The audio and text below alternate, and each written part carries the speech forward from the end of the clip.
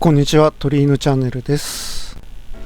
今回はエルガイムのプラモデルからヌーベルディザートの方を紹介します。パッケージがね、楽しみにしてた方、残念ながら申し訳ないんですが、ちょっとね、出てこなかったです。捨ててはないと思うんですけどね。で、メカニカルファイルはあったんでね、それからご紹介したいんですけど、こんな感じで入っております。はい、ちょっと設定画の方はね、ちょっと朱色がきついんですかね。黄色が若干きついかなと思いながら、指定色の方はね結構ね薄いピンクみたいな色なんですけどね。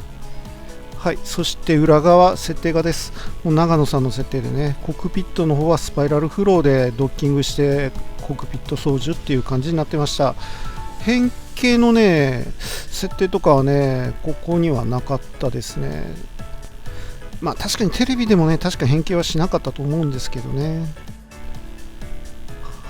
はい、そしてまた組み立てていきたいと思います。はい、つま先なんですけどね、寿のヒンジパーツで接続するようになって、かかとはね、寿のプラ材のね、キャップとか最近出てるじゃないですか、あの中から頭使ってます。で、今外したところはね、ポリのランナーの L 字のとこですね。そしてここにねウェーブさんのポリキャップを入れてます。もともとある軸をね流用してそのまま使ってやっておりますね。はい、このようになっております。そして膝下なんですけど、もともとのパーツを分割してここにボールデンアームズの関節を入れるようにしております。はい、そして足の中もねちょっと詰め物をしてボールデンアームズを止めるようにしております。そしてね、緑のチューブがね、1個ちょっと外れちゃってるんですけどね。はい、今また、ちょっとね、直してね、真鍮線かなんかでつけてあげた方がいいんでしょうけど、とりあえず仮で締めてあげます。で、膝なんですけどね、ここにウェーブさんの 2mm 軸のポリキャップを入れてあげてます。はい、ここはね、ちょっともう刺してあげます。またねいつかちゃんと直しておこうとは思いますけどね。はい、で膝はね実はね色塗り直してるんですよね。はい、股関節のところもこうやって取り付けます。ボールジョイントになっております。もともとはね違うんですけどね、そういう風に加工します。はい、またつま先をつけました。寿のヒンジです。はい、こちらもまたはめ込みまして、膝関節もこのようにボールデンアームズをはめ込んじゃいます。そして刺すと、はい、このように。でこっち側のね膝パーツをねどこかになくしてたんでね、ほんで複製するためにねお湯丸で複製したんですけどね、パテでね、そういうような作りでやってます。また展示会とかはね持ってってないんで、多分箱の中のどこかにあるとは思うんですけどね。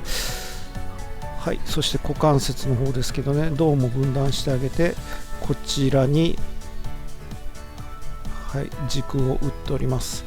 ポリキャップのランナーの軸を使って入れております。3mm 軸になります。はい、そしてお腹のとこはねウェーブさんのプラサポが入って、でお腹の今の胴の切った中心部ですね、こちらにボールジョイントが刺さるようにしております。はい、背中の今ここの背中の黒いパーツもね、あれ本当はね元来のパーツじゃないんですよね。後でお見せするね画像は作ってすぐの頃なんで昔のパーツをお見せしますけどね、これもね多分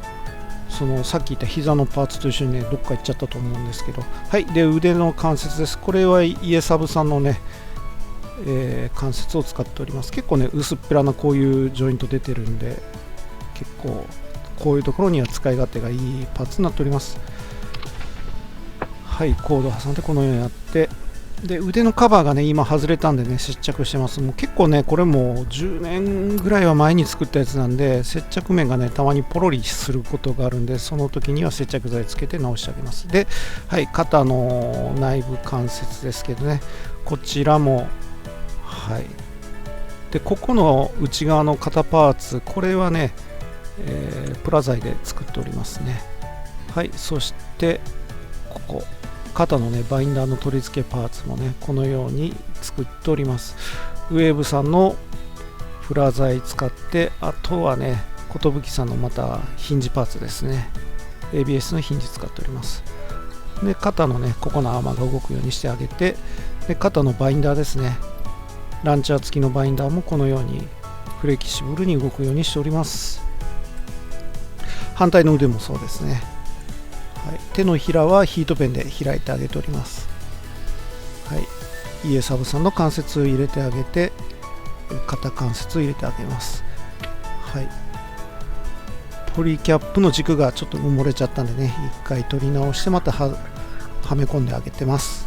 そして肩の自作したプラ材で作った関節をつけてあげます。はい、そして肩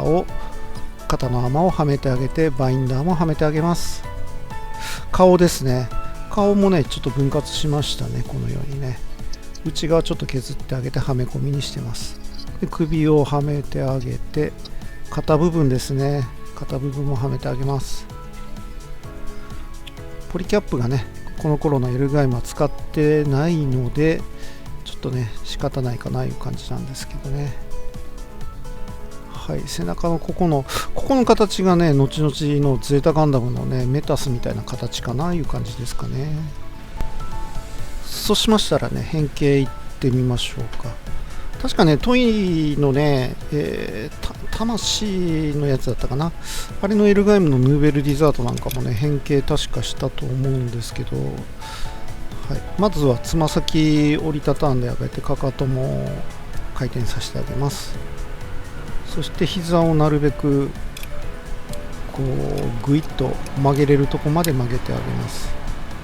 ここの変形がねオーラバトラーのビルバインとかあの辺とか、元正せばライディンとかになるんですかね、あの辺とかとね同じような感じかなと思います。で雰囲気なるべくね、出そうと思ったらここの関節をこう後ろに引き下げてあげて、ぐっと曲がるとこまで曲げたらいいのかなって感じです。はい、でこの時作ったピンクがねすごく難しくてね、今見るとやっぱ膝の後で塗り直したところがね、作り直したところがちょっと目立ちますね。はい、そして肩パーツを上げてあげます。はい、内部の肩関節作ったのはこういうことしたかったから作っております。そして、はい、背中のこのパーツですね、これを下げてあげて、これで飛行形態になったかな、変形の形になったかないう感じですかね。